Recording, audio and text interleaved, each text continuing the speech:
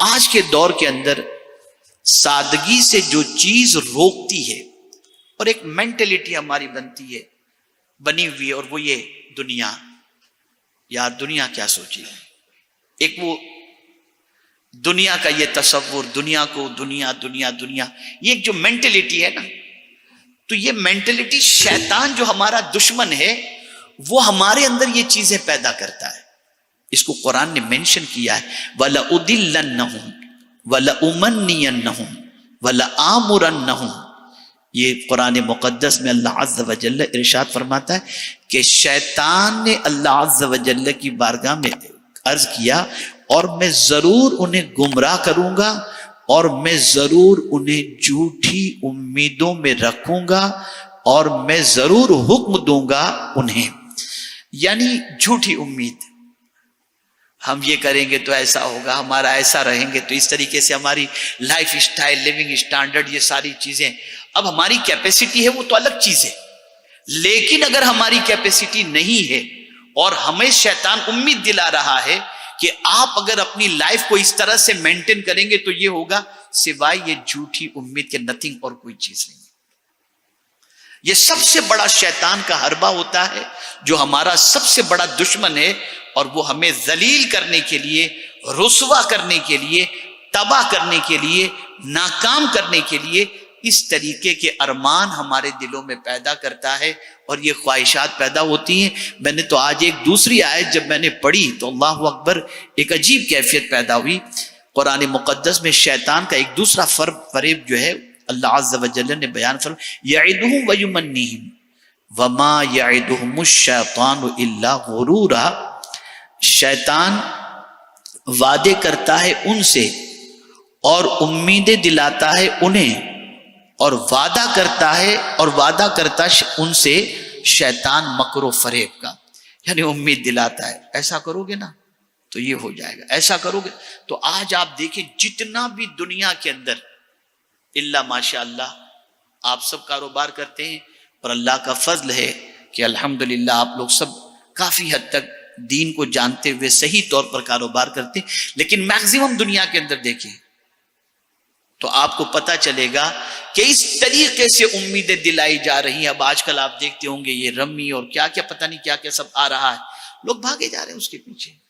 اور سب غلط چیز، یہ شیطان امید دلاتا ہے۔ تو شیطان ہمیشہ تباہی کی امید دلاتا ہے،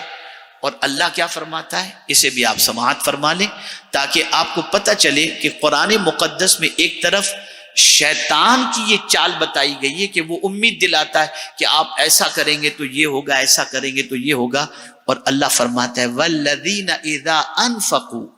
لَمْ يُسْرِفُوا وَلَمْ يَقْتُرُوا وَكَانَ بَيْنَ ذَلِكَ قَوَامًا، اور وہ کہ جب خرچ کرتے ہیں تو نہ حد سے بڑھیں اور نہ تنگی کریں،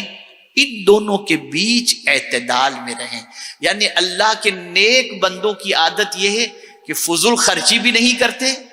اور تنگی بھی نہیں کرتے،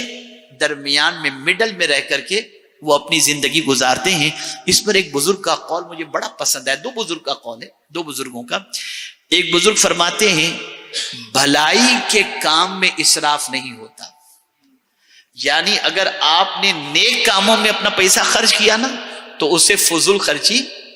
نہیں کہتے۔ نیک کمائی سے مراد، نیک کام سے مراد یہ کہ آپ اپنے بیوی بچوں کے لیے خرچہ کیے، ماں باپ کے پیچھے خرچہ کیے، جائز کاموں میں خرچہ کیے، یہ اس کو اسراف نہیں کہتے، اس کو فضول خرچی نہیں کہتے۔ تو بزرگ فرماتے بھلائی کے کام میں اسراف نہیں ہوتا، بھلائی کے کام میں اسراف نہیں ہوتا۔ تو دوسرے بزرگ نے فوراً فرمایا،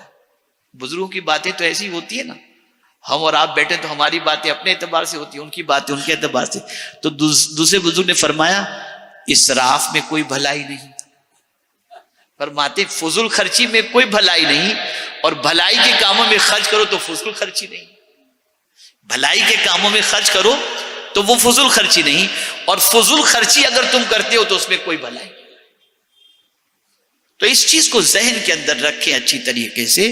کہ ہمیں وہ راہ اپنانی ہے جو اللہ عز و جل اور اس کے رسول صلی اللہ تعالی علیہ وسلم نے ہمیں اپنائی۔ تو ہوگا کیا، میں خود آقا کریم صلی اللہ علیہ وسلم کی حیات طیبہ کو آپ کے سامنے پیش کروں۔ سید الرسل آقا کریم صلی اللہ علیہ وسلم کا ایک قدم فرش پر، دوسرا عرش پر. جب رسول رحمت صلی اللہ تعالی علیہ وسلم کا مشن بہت تیزی سے بڑھنے لگا تو ایک مرتبہ سیدنا فاروق اعظم رضی اللہ تعالیٰ عنہ تشریف لائے تو دیکھا حضور صلی اللہ علیہ وسلم جس چٹائی پر سو رہے تھے اس چٹائی کے نشان حضور کی پیٹھ پر تھے. تو فاروق اعظم سے نہ رہا گیا اور عرض کرنے لگے سرکار قیصر و کسریٰ تو نرم گدوں پر آرام کریں اور آپ ٹوٹی ہوئی چٹائی پر آرام کرتے ہیں. اگر حضور اجازت دیں تو حضور کے لیے بھی بہترین بستر کا انتظام کیا جائے. تو سرکار نے فرمایا ان کے لیے دنیا ہے، ہمارے لیے آخرت ہے. ایک مزاج دینا تھا. ہم اور آپ اس طریقے کی زندگی گزارنے کی توفیق مل جائے تو سبحان اللہ، ورنہ ہم لوگ یہ نہیں کر سکتے. لیکن بتانا یہ مقصود ہے ایک جامع اصول کے تحت کہ اپنی لائف کو سمپل رکھو، اپنی لائف کو بہت ایزی رکھو تاکہ کیسا بھی وقت آ جائے زندگی گزارنے کے اندر کوئی دشواری نہ ہو. اور جو انسان کی زندگی سادگی میں ہوتی ہے نا اس کے لیے ہر وقت جو ہے ایزی رہتا ہے، آسانی سے اس کی زندگی گزرتی چلی جاتی ہے.